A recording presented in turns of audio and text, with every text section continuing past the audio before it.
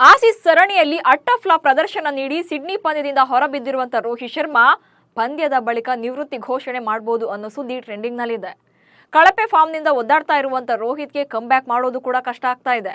ಹೀಗಾಗಿ Aussies series ಬೆನ್ನಲ್ಲೇ ನಿವೃತ್ತಿ ಘೋಷಿಸಿದ್ರು ಕೂಡ ಉತ್ತರಾಧಿಕಾರಿ ಯಾರು ಅನ್ನೋ ಬಗ್ಗೆ ಚರ್ಚೆ ಶುರುವಾಗಿದೆ. ಸದ್ಯ ಈ ಕ್ಯಾಪ್ಟನ್ಸಿ ರೇಸ್ನಲ್ಲಿ ಮೂವರ ಹೆಸರಿದೆ. ಯಾರು ಆ ಮೂವರು? ಬೂಮ್ರಾ ಫುಲ್ ಟೈಮ್ ನಾಯಕ ಆಗ್ತಾರಾ? ಕನ್ನಡಿಗನಿಗೆ ಒಲಿಯುತ್ತಾ ಅದೃಷ್ಟ? ಅಚ್ಚಯ್ಯ ಸಾರಥಿ ಆಯ್ಕೆಗೆ ಮುಂದಾಯ್ತಾ ಬಿಸಿಸಿಐ? ಈ ಬಗ್ಗೆ ಕಂಪ್ಲೀಟ್ ಮಾಹಿತಿಯನ್ನು ಕೊಡ್ತೇನೆ. ನಾನು ಶಾಂತ. ನೀವು ಸುದ್ದಿಯಾನದ ಸಬ್ಸ್ಕ್ರೈಬರ್ ಆಗೋದಿಕ್ಕೆ ಮರಿಬೇಡಿ. ಬಿಸಿಸಿಐ ಮತ್ತು ಟೀಮ್ ಮ್ಯಾನೇಜ್ಮೆಂಟ್ಗೆ ಆಟಗಾರರ ಕಳಪೆ ಪ್ರದರ್ಶನವೇ ದೊಡ್ಡ ತಲೆನೋವಾಗಿದೆ. ಅದರಲ್ಲೂ ವಿರಾಟ್ ಕೊಹ್ಲಿ, ರೋಹಿತ್ ಶರ್ಮಾ, ಕೆಎಲ್ ರಾಹುಲ್, ರಿಷಬ್ ಪಂತ್ರಂತಹ ಅನುಭವಿ ಆಟಗಾರರು ಕೂಡ ಕೈಕೊಡ್ತಾ ಇರೋದು ಬಿಸಿ ತುಪ್ಪವಾಗಿದೆ.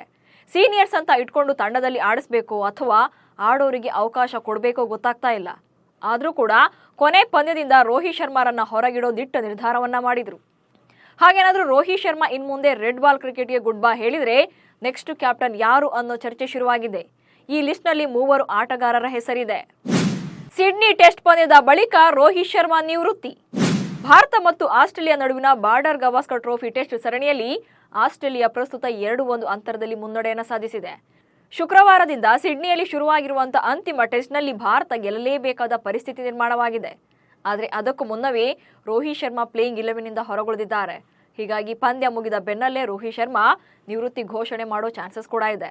ಮಾಜಿ ಕ್ರಿಕೆಟಿಗರು ಕೂಡ ಇದನ್ನೇ ಹೇಳ್ತಿದ್ದಾರೆ. ಜಸ್ಪ್ರೀತ್ ಬೂಮ್ರಾ ಹೆಗಲಿಗೆ ಟೀಂ ಇಂಡಿಯಾ ಜವಾಬ್ದಾರಿ. ಸದ್ಯ ಟೀಂ ಇಂಡಿಯಾದಲ್ಲಿ one and only best player ಅಂದ್ರೆ ಅದು ಜಸ್ಪ್ರೀತ್ ಬೂಮ್ರಾ ಮಾತ್ರ. ತಮ್ಮ ಆಟದಲ್ಲಿ ಯಾವತ್ತೂ ಕೂಡ ಅಭಿಮಾನಿಗಳಿಗೆ ನಿರಾಸೆ ಮೂಡಿಸಿಲ್ಲ. ಸದ್ಯ ಆಸೀಸ್ ಸರಣಿಗೆ ವೈಸ್ ಕ್ಯಾಪ್ಟನ್ ಆಗಿ ಆಯ್ಕೆ ಆಗಿದ್ರು. ಬಟ್ ಪರ್ತ್ನಲ್ಲಿ ನಡೆದಂತ ಮೊದಲ ಟೆಸ್ಟ್ಗೆ ರೋಹಿತ್ ಶರ್ಮಾ ಲಭ್ಯ ಇರಲಿಲ್ಲ. ಹೀಗಾಗಿ ಕ್ಯಾಪ್ಟನ್ ಆಗಿ ಮುನ್ನಡೆಸಿದಂತ ಬೂಮ್ರಾ ತಂಡವನ್ನು ಕೂಡ ಗೆಲ್ಲಿಸಿಕೊಟ್ಟಿದ್ರು. ಅಲ್ಲದೆ ಸಿಡ್ನಿಯಲ್ಲಿ ನಡೀತಾ ಇರುವಂತಹ ಪಂದ್ಯದಿಂದ ರೋಹಿತ್ ಶರ್ಮಾ ಹೊರಬಿದ್ದಿದ್ದು ಬೂಮ್ರಾರೇ ಕ್ಯಾಪ್ಟನ್ ಆಗಿದ್ದಾರೆ. ಸೊ ಮುಂದೆ ರೋಹಿತ್ ಶರ್ಮಾ ನಿವೃತ್ತಿ ಪಡೆದ್ರೆ ಬೂಮ್ರಾಗೆ ನಾಯಕತ್ವ ಸಿಗೋ ಎಲ್ಲಾ ಲಕ್ಷಣಗಳಿವೆ. ಆದ್ರೆ ಬೂಮ್ರಾ ಅವರು ಆಗಾಗ್ಗೆ ಗಾಯಗೊಂಡು ತಂಡದಿಂದ ಹೊರಬೀಳೋ ಸಾಧ್ಯತೆ ಇರೋದ್ರಿಂದ ಟೆಸ್ಟ್ ನಾಯಕತ್ವವನ್ನ ಬಿಸಿಸಿಐ ನೀಡುತ್ತಾ ಇಲ್ವಾ ಅನ್ನೋ ಅನುಮಾನ ಕೂಡ ಇದೆ. ಕ್ಯಾಪ್ಟನ್ಸಿ ರೇಸ್ ನಲ್ಲಿದ್ದಾರೆ ರಾಹುಲ್ ಮತ್ತು ಪಂತ್. ಇನ್ನು ಬೂಮ್ರಾರನ್ನ ಫುಲ್ ಟೈಮ್ ಕ್ಯಾಪ್ಟನ್ ಮಾಡೋಕೆ ಬಿಸಿಸಿಐ ಕೂಡ ಹಿಂದೆ ಮುಂದೆ ನೋಡ್ತಾ ಇದೆ. ಯಾಕಂದ್ರೆ ಬೂಮ್ರಾ ಟೀಂ ಇಂಡಿಯಾ ಪಾಲಿಗೆ ಬ್ರಹ್ಮಾಸ್ತ್ರ ಇದ್ದಂತೆ. ತೀರಾ ಅಗತ್ಯ ಇದ್ದಾಗಷ್ಟೇ ಅವರನ್ನ ತಂಡಕ್ಕಿಳಿಸೋದು. ಸೊ ಫುಲ್ ಟೈಮ್ ಕ್ಯಾಪ್ಟನ್ ಮಾಡಿದ್ರೆ ಎಲ್ಲಾ ಪಂದ್ಯಗಳನ್ನು ಕೂಡ ಆಡಬೇಕಾಗುತ್ತೆ. ಹೀಗೆ ಆಡುವಾಗ ಗಾಯಗೊಂಡ್ರೆ ಅಥವಾ ರೆಸ್ಟ್ ಸಿಗದೇ ಇದ್ರೆ ಅದು ತಂಡಕ್ಕೆ ಲಾಸ್ ಆಗುತ್ತೆ. ಹೀಗಾಗಿ ಬೂಮ್ರಾ ಅವರನ್ನ ಟೆಸ್ಟ್ ತಂಡದ ನಾಯಕನನ್ನಾಗಿ ಮಾತ್ರ ಘೋಷಣೆ ಮಾಡಬಹುದು.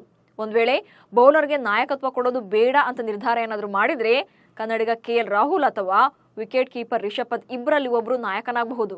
ಬಟ್ ಬೂಮ್ರಾ ಟೆಸ್ಟ್ ಕ್ಯಾಪ್ಟನ್ಸಿಯನ್ನ ಬಿಟ್ಕೊಡೋದು ಡೌಟ್ ಇದೆ. ಏಕದಿನ ಪಂದ್ಯದ ಸಾರಥ್ಯಕ್ಕೂ ಆಟಗಾರರ ಪೈಪೋಟಿ.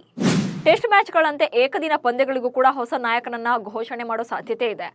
ರೋಹಿತ್ ಶರ್ಮಾ ಇನ್ನೂ ಏಕದಿನ ಪಂದ್ಯಗಳಿಂದ ನಿವೃತ್ತಿಯನ್ನು ಪಡ್ಕೊಂಡಿಲ್ಲ. ಹೀಗಾಗಿ ಚಾಂಪಿಯನ್ಸ್ ಟ್ರೋಫಿವರೆಗೂ ಕೂಡ ಆಡಬಹುದು.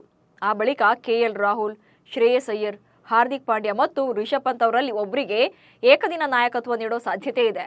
ಈಗಾಗಲೇ ಸೂರ್ಯಕುಮಾರ್ ಯಾದವ್ ನಾಯಕನಾಗಿ ಟಿ20ಯಲ್ಲಿ ಉತ್ತಮ ಪ್ರದರ್ಶನವನ್ನು ನೀಡುತ್ತಿದ್ದಾರೆ.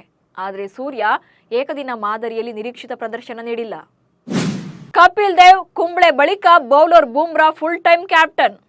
ಇನ್ನು ಟೀಂ ಇಂಡಿಯಾದಲ್ಲೂ ಕೂಡ ಮೊದಲಿಂದಲೂ ಕೂಡ ಆಲ್ಮೋಸ್ಟ್ ಟಾಪ್ ಆರ್ಡರ್ ಬ್ಯಾಟರ್ಸ್ಗಳೇ ಕ್ಯಾಪ್ಟನ್ ಆಗಿದ್ದಾರೆ. ಬಟ್ ರೇರ್ ಎನ್ನುವಂತೆ ಬೌಲರ್ಸ್ಗೆ ಅವಕಾಶ ಸಿಗೋದು ಕಡಿಮೆ.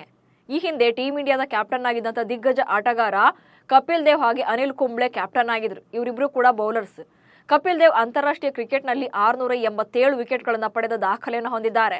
ಅಷ್ಟೇ ಅಲ್ಲದೆ ಕಪಿಲ್ ದೇವ್ ತಮ್ಮ ಅಂತಾರಾಷ್ಟ್ರೀಯ ವೃತ್ತಿ ಜೀವನದಲ್ಲಿ ಒಟ್ಟು 9031 ರನ್ಗಳನ್ನು ಕೂಡ ಗಳಿಸಿದ್ದಾರೆ. ಅಚ್ಚರಿ ಅಂದ್ರೆ ಕಪಿಲ್ ದೇವ್ ಅವರು ತಮ್ಮ ಇಡೀ ಟೆಸ್ಟ್ ಕ್ರಿಕೆಟ್ನಲ್ಲಿ ಇದುವರೆಗೂ ಕೂಡ ರನ್ಔಟ್ ಆಗೇ ಇರಲಿಲ್ಲ. ಹಾಗೆ googly specialist spinner Anil Kumble ಕೂಡ ಭಾರತವನ್ನ ಮುನ್ನಡೆಸಿದ್ದಾರೆ. ಜಂಬೋ ಅಂತಾನೆ ಕರೆಸಿಕೊಳ್ತಾ ಇದ್ದಂಥ ಕುಂಬ್ಳೆ ಫೆಬ್ರವರಿ 1999ರಲ್ಲಿ ಪಾಕಿಸ್ತಾನದ ವಿರುದ್ಧ ದೆಹಲಿಯಲ್ಲಿ ಒಂದು ಇನ್ನಿಂಗ್ಸ್ನಲ್ಲಿ 10 ವಿಕೆಟ್ಗಳನ್ನ ಪಡೆದು ದಾಖಲೆ ಬರೆದಿದ್ರು. ಕುಂಬ್ಳೆ ಕ್ಯಾಪ್ಟನ್ ಆಗಿದ್ದಾಗ ಟೀಮ್ನಲ್ಲಿ ಅಗ್ರೆಷನ್ ಇತ್ತು. ಒಬ್ಬ ಬೌಲರ್ ಆಗಿ ಎದುರಾಳಿ ಬ್ಯಾಟರ್ಗಳ ಬಗ್ಗೆ ತಿಳ್ಕೊಂಡಿದ್ರು. ಹೀಗಾಗಿ ಆಟದಲ್ಲಿ ಮೇಲುಗೈ ಸಾಧಿಸ್ತಾ ಇದ್ರು. ಹೀಗಾಗಿ ಕಪಿಲ್ ದೇವ್ ಕುಂಬ್ಳೆಯಂತೆ ಬೂಮ್ರಾ ಕೂಡ best captain and best bowler ಆಗಿ ಪ್ರೂವ್ ಮಾಡಬಹುದು. ಇನ್ನು ಆಸ್ಟ್ರೇಲಿಯಾ ಪ್ರವಾಸದಲ್ಲಿ ಜಸ್ಪ್ರೀತ್ ಬೂಮ್ರಾ ಟೀಂ ಇಂಡಿಯಾದ ಬೆನ್ನೆಲುಬಾಗಿ ನಿಂತಿದ್ದಾರೆ. ಇದುವರೆಗೆ ಆಡಿರುವಂತಹ 9 ಇನ್ನಿಂಗ್ಸ್ಗಳಲ್ಲಿ 31 ವಿಕೆಟ್ಗಳನ್ನು ತಮ್ಮ ಹೆಸರಿನಲ್ಲಿ ಪಡ್ಕೊಂಡಿದ್ದಾರೆ. ರೋಹಿತ್ ಬಳಿಕ ಕ್ಯಾಪ್ಟನ್ ಆದ್ರೆ ಉತ್ತಮವಾಗಿ ಮುನ್ನಡೆಸುವಂತ ಎಲ್ಲಾ ಸಾಮರ್ಥ್ಯ ಅವರಿಗಿದೆ. ಸೊ ಜಸ್ಪ್ರೀತ್ ಬೂಮ್ರಾ ಕ್ಯಾಪ್ಟನ್ ಆದ್ರೆ ಟೀಂ ಇಂಡಿಯಾಕ್ಕೆ ಒಳ್ಳೆಯದಾ ಅಥವಾ ಬೇರೆ ಯಾರನ್ನಾದ್ರೂ ಮಾಡಬೇಕಾ ಅನ್ನೋದನ್ನ ಕಮೆಂಟ್ಸ್ ಮೂಲಕ ತಿಳಿಸಿ. ಹಾಗೆ ನಮ್ಮ ಸುದ್ದಿಯಾನವನ್ನು ಫಾಲೋ ಮಾಡಿ. ನಮಸ್ಕಾರ.